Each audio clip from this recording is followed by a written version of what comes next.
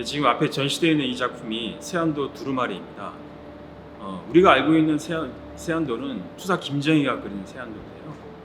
추사 김정희의 세안도는 폭이 한 1m가 조금 넘는 이 글과 그림으로 된 작은 그림이지만, 세안도 두루마리는 후대의 여러 사람들의 글이 첨부가 되면서 길이가 15m에 이르는 굉장히 긴 두루마리로 만들어져 있습니다.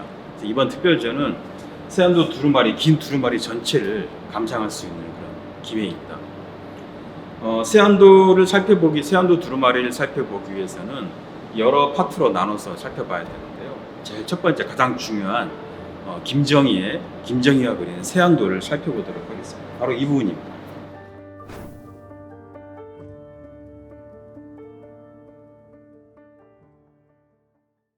추사 김정희의 세안도는 두 부분으로 되어 있습니다. 오른쪽에 그림이 있고요, 그리고 왼쪽에 이제 글이 쓰여져 있는데, 그 글에 이 그림을 그리게 된 그 배경이 아주 자세하게 적혀 있습니다. 작년에 자기의 제자인 우선 이상적 역관이었던 우선 이상적으로부터 큰 책을 이제 선물을 받았습니다. 만학집, 그리고 대운경 삼방문고, 황주경세문평 같은 중국에서 발행되었던 책을 이제 받게 되면서 감사하는 마음으로 그걸 감사의 뜻을 표하고자 이 그림을 이제 그리게 되었다고 적혀 있는데요. 추사 김정희는 그 뜻을 논어에 나오는 구절인 세안연우지 송백지후조, 세안이 지나고 난 다음에야 소나무와 측백나무가 시들지 않음을 앓게 된다라는 그 구절을 인용해서 변치 않는 그런 뜻, 어떤 변치 않는 신의에 대한 그 마음을 빗대어서 표현을 했습니다. 추사 김정희는 굉장히 정갈한 글씨로 그 마음을 이제 표현을 했습니다. 먹으로 이제 줄을 쳤고요. 그리고 굉장히 단정하고 아주 힘찬 필치로 글을 써 내려갔죠.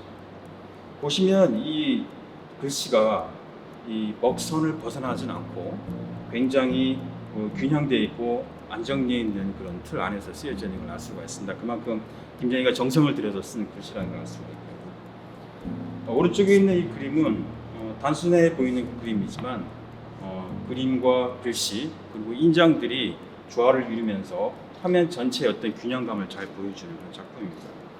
추사 김정희는 두 그루의 측백나무를 그리고요. 그리고 왼쪽에는 두 그루의 소나무를 그렸습니다. 그리고 가운데 조그만 집을 이제 표현을 했는데, 어쩌면 김정희가 처해 있는 그런 상황을 고독감 같은 것들을 상징적으로 표현했다고 볼 수가 있죠. 굉장히 진한 먹을 마른 붓에 붙여서 아주 갈필로 거친 필치로 소나무와 집을 표현했습니다. 황량하고 쓸쓸한 그런 감정들, 또 추운 겨울의 그런 계절감 같은 것들이 이 붓의 어떤 질감을 통해서 잘 드러난 그런 작품이라고 할 수 있죠.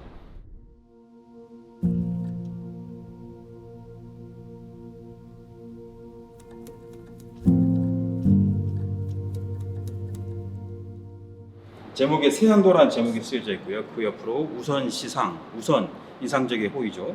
우선 이것을 한번 감상해 보게나라는 그런 글과 함께 완당 그리고 정희라는 그런 인장이 찍혀 있습니다. 그리고 화면 제일 오른쪽 끝에는 장무상망이라는 인장이 찍혀 있습니다. 장무상망은 오랫동안 서로 잊지 말자라는 그런 뜻의 글귀인데요. 그림의 전체적인 그런 뜻을 잘 보여주는 그런 인장이라고 할 수 있겠습니다. 이 그림에 찍힌 인장처럼 이 그림은 오랫동안 잊혀지지 않고 여러 사람들이 찬양을 하고 여러 사람들이 기억하는 그런 그림이 되었습니다.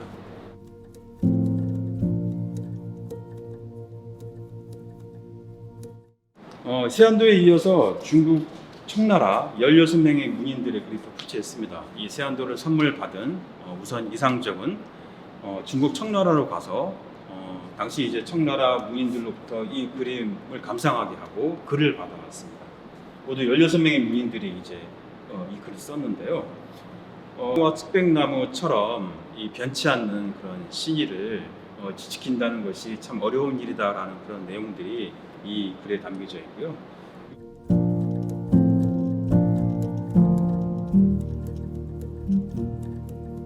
세안도는 1930년대에 일본인 학자 후지스카 지카시의 손에 들어갔다가 1944년도에 서희가 손재영 선생이 후지스카 치카시로부터 세안도를 다시 찾아와서 우리의 독립운동가들에게 독립운동가 세 분의 글을 받게 되면서 세안도가 더 긴 형태의 두루마리가 만들어지게 되었습니다. 제일 먼저 이 그림을 감상한 사람은 바로 위당 정인보 선생이었습니다. 독립운동가이자 한학자이죠.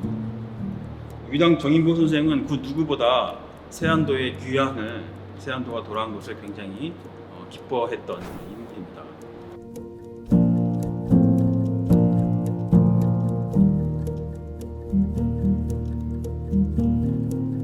그리고 독립운동가이자 초대 부통령이었던 이 성제 이시영 선생은 세안도 돌아온 이 세안도를 보면서 먼저 앞서간 민족 선열들의 영혼을 보는 것 같은 그런 느낌이 들어서 보면서 눈물을 흘렸다라는 그런 글을 적고 있습니다. 그 위창 오세창 선생은 이 세안도가 중국을 거치고 또 일본을 거쳐서 손재영 선생에 의해서 다시 돌아오게 되는 그런 전래 과정을 또 자세하게 또 소개하기도 했고요. 길이 15m에 가까운 이 세안도 두루마리는 1844년 김정희가 그렸던 시점부터 1950년 위창 오세창 선생이 발문을 남길 때, 감상글을 남길 때까지 무려 100년의 시간이 담겨 있는 그림입니다.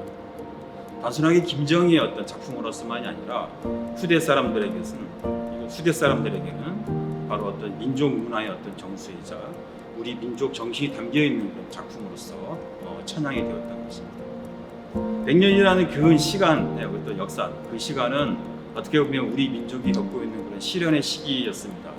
그 시련의 시기에 잊혀지지 않고 지켜왔던 그런 문화재를 통해서 우리 민족의 어떤 정신을 지켜가고자 했던 그런 어떤 후대 사람들의 그런 노력들을 알 수가 있습니다. 그렇기 때문에 세안도가 지닌 가치는 더욱 높다고 할 수 있겠죠.